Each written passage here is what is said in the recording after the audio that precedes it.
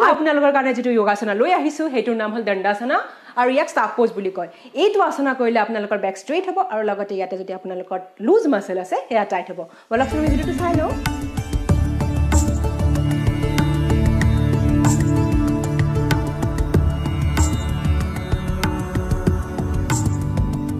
দণ্ডাসনা কৰাৰ আগতে আমি এনেকে বহি লম ভৰি দুখন আগলে মেলি দিম আৰু এতিয়া আমি এংকল ষ্ট্ৰেচ কৰিম অকমান আৰু ষ্ট্ৰেচিং কিন্তু খুব ইম্পৰ্টেন্ট হয় দে যোগা আপোনালোকে যোগাসনা কৰাৰ আগতে সদায় ষ্ট্ৰেচিং কৰিব হা আৰু এতিয়া অকমান লাইটলি আমি ভৰি দুখন শেক কৰিম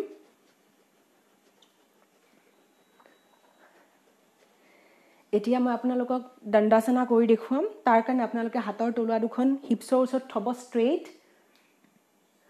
আপোনালোকৰ বেক ষ্ট্ৰেইট থাকিব গুটে আমাৰ কান্ধ আৰু হাতৰ ভিৰ আমাৰ হাতৰ তলুৱাত দিব লাগিব গুটে ভিৰখিনি হাত ষ্ট্ৰেইট আৰু ভৰি দুখন এনেকৈ আগলে মেলি দিব আৰু আপোনালোকৰ ফেস একদম ষ্ট্ৰেইট থাকিব সিধা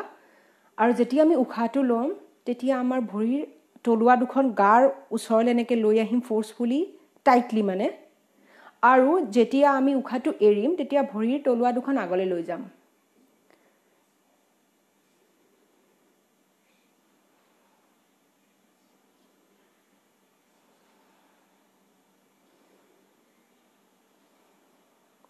যেতিয়া আপোনালোকে ভৰিৰ তলুৱা দুখন গাৰ ওচৰলৈ লৈ আহিব তেতিয়া ইয়াতে এটা টেনচন ক্ৰিয়েট হ'ব মানে আপোনালোকে ইয়াতে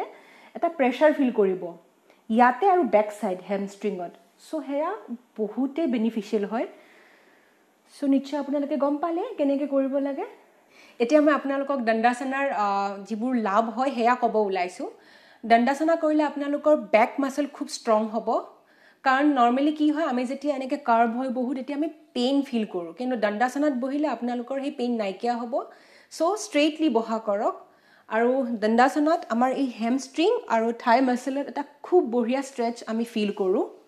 আৰু লগতে আপোনালোকৰ যদি মাসল বহুত লুজ হয় তেতিয়া হলে দণ্ডাসনা কৰিলে আপোনালোকৰ মাসল টাইট হ'ব দণ্ডাসনা আপোনালোকে ৰাতিপুৱা কৰাই ভাল কিন্তু যদি আপোনালোকৰ ৰাতিপুৱা সময় নাই তেতিয়া হলে আবেলি কৰিব পাৰে আৰু আবেলি কৰাৰ কাৰণে আপোনালোকে লাঞ্চ কৰাৰ পিছত কমসে কম 4 আৱাৰ্স গ্যাপ দিব তাৰ পিছত দণ্ডাসনা কৰিব পাৰে আৰু আপোনালোকৰ যদি ৰিষ্টত পেইন আছে আৰু বেক পেইন আছে তেতিয়া হলে আপোনালোকে দণ্ডাসনা নকৰাই ভাল আৰু যদি আপুনি বিগিনাৰ হয় তেতিয়া হলে 20 to 30 সেকেন্ড এই আসনাটো কৰিব পাৰে কিন্তু যদি ধৰক আপুনি বিগিনাৰ নহয় আৰু বহুত আগৰ পৰা যোগা কৰি আহিছে তেতিয়া হলে আপোনালোকে নিজৰ শৰীৰৰ মানে ক্ষমতা অনুযায়ী এটো আসনত বহিব পাৰে কিন্তু মই সদায় এটা কথা ক'ব বিচাৰো আপোনালোকক কেতিয়াও আপোনালোকে ফোৰ্সফুলি যোগা নকৰিব মানে আপোনালোকৰ যিখিনি ক্ষমতা মানে আপোনালোকে সদায় শৰীৰটোৰ কথা শুনিব